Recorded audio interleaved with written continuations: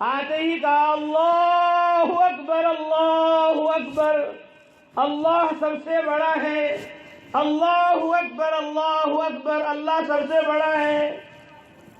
اللہ کی بڑائی اور کبریائی دنیا میں، ہندوستان میں آدم علیہ السلام کے زمانے میں جبرائیل علیہ السلام نے وہ آواز، جس آواز کو ہم میں سے ہر ایک پیدا ہوتے ہی سنتا ہے اور ہر نماز کے لیے پکارا جاتا ہے اللہ کی بڑائی اور کبریائی کے ذریعے، اللہ اکبر اللہ اکبر، اللہ سب سے بڑا ہے۔ اشہد ان لا الہ الا اللہ، میں گواہی دیتا ہوں اللہ کے سوا کوئی معبود نہیں۔ اشہد ان لا الہ الا اللہ، میں گواہی دیتا ہوں اللہ کے علاوہ کوئی کارساز نہیں، کوئی مشکل کشا نہیں، کوئی حاجت روا نہیں، کوئی نفع نقصان پہنچانے کا مالک نہیں، موت و حیات کا تنہا مالک ایک اللہ ہے۔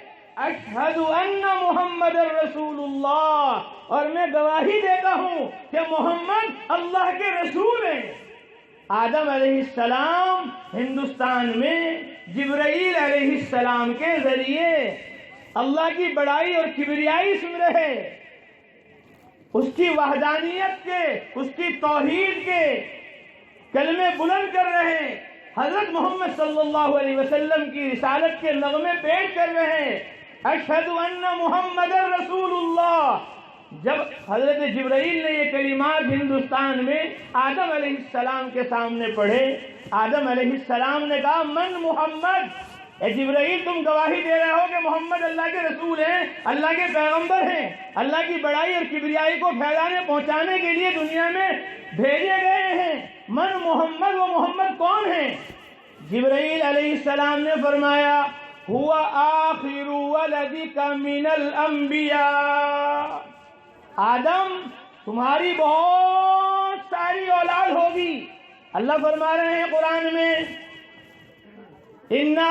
یا ایھا الناس اتقوا ربکم الذی خلقکم من نفس واحدہ، اے لوگو اپنے رب سے ڈرو جس نے تم سب کو پیدا کیا، من نفس واحدہ، ایک جان سے، آدم علیہ السلام سے، وخلق منها زوجها، اور انہی سے ان کی بیوی حوا کو پیدا کیا، ایک مرد ایک عورت، وبث منهما رجالا كثيرا ونساء، پھر اللہ تبارک و تعالی نے ایک مرد آدم ایک عورت حوا سے بہت سارے مرد اور بہت ساری عورتیں پیدا فرما دی۔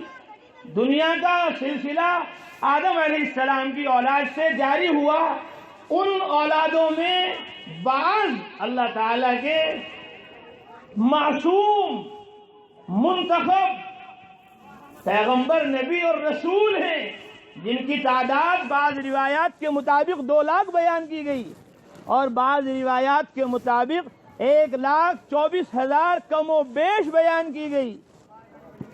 فرمایا جو آپ کی اولاد میں سے نبی ہوں گے، رسول ہوں گے، پیغمبر ہوں گے، 1,24,000 کم و بیش، ان نبیوں، رسولوں، پیغمبروں میں سب سے آخر میں آنے والی جو آپ کی اولاد ہے رسولوں پیغمبروں میں سے، وہ حضرت محمد مصطفیٰ صلی اللہ علیہ وسلم ہیں۔ سن لو کان کھول کر ہندوستان والوں، سن لو کان کھول کر دنیا میں رہنے والے انسانوں اور مسلمانوں، تمہارے ابا حضرت آدم علیہ السلام جو سب سے پہلے انسان ہیں، جو سب سے پہلے آدمی ہیں، جن کو سب سے پہلے ہندوستان کے اندر بھیجا گیا، وہ ہندوستان میں آئے تو انہیں ہندوستان میں وحشت ہوئی، ایک ڈر، ایک خوف محسوس ہوا، وہ بے چینی اور وہ ان کی وحشت دور ہوئی ہے اللہ اکبر کی صداؤں سے، اللہ اکبر کی آوازوں سے، جن آوازوں کو آج بہت سارے لوگ ختم کرنا چاہ رہے ہیں، مٹانا چاہ رہے ہیں، کہ اللہ کی بڑائی نہ بولی جائے، اللہ کی کبریائی نہ بولی جائے، اللہ کو ماننے والے مسلمان ایمان والے ہماری دھرتی پر، ہمارے ملک پر، ہمارے ملک میں نہ رہیں۔ یہ ملک اور ساری دنیا جو قائم ہے وہ اللہ کے نام سے قائم ہے، وہ ایمان سے قائم ہے، وہ توحید سے قائم ہے، وہ رسالت سے قائم ہے، وہ اللہ کی بڑائی اور کبریائی سے قائم ہے۔ جس طرح تمہارے باپ آدم علیہ السلام کو سکون اور اطمینان ملا تھا اللہ اکبر سے، یہ آوازیں صدائیں کہاں سکھائی جا رہی ہیں؟ مدارس میں۔ کہاں سکھائی جا رہی ہیں؟ مساجد میں۔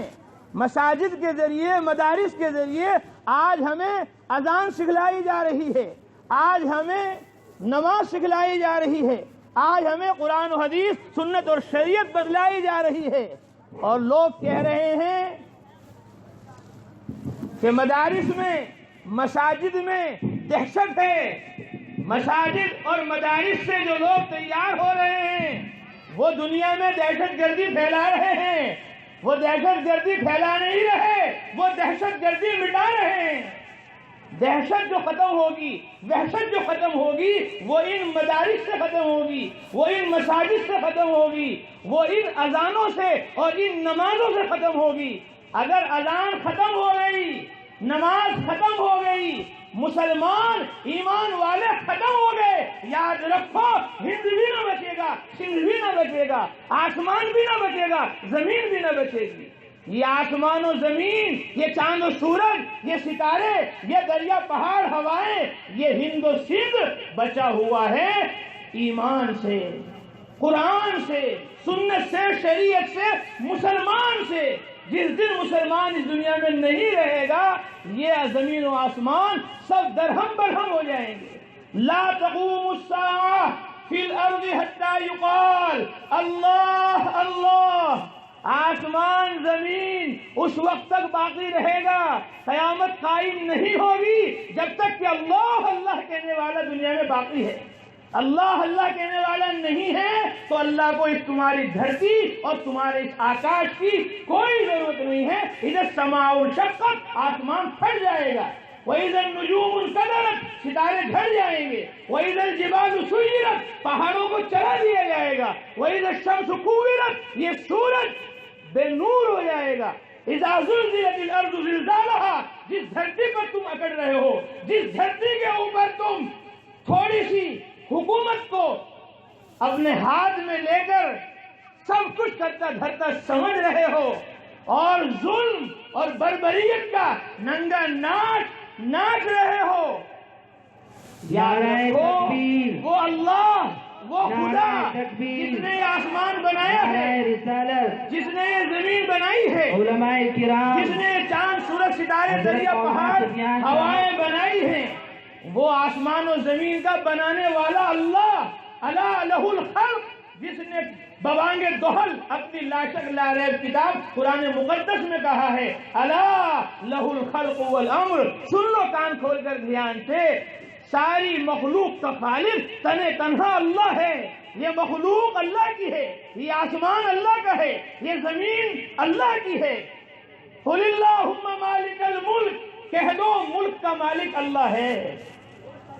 تؤتی الملک من تشاء، جس کو چاہے ملک دے، وتنزع الملک ممن تشاء، جس سے چاہے ملک چھین لے۔ اگر ملک میں ظلم ہوگا، ملک میں بربریت ہوگی اور ملک میں ناانصافی ہوگی، وہ اللہ ہے۔ ان بطش ربک لشدید، جس کی پکڑ بڑی سخت ہے، جس نے فرعون کو غرق کیا ہے، جس نے نمرود کو ہلاک کیا ہے، اور جس نے شداد کو ہلاک کیا ہے، جس نے قوم عاد، قوم ثمود کو زیر و زبر کیا ہے، وہ اللہ آج بھی ہے۔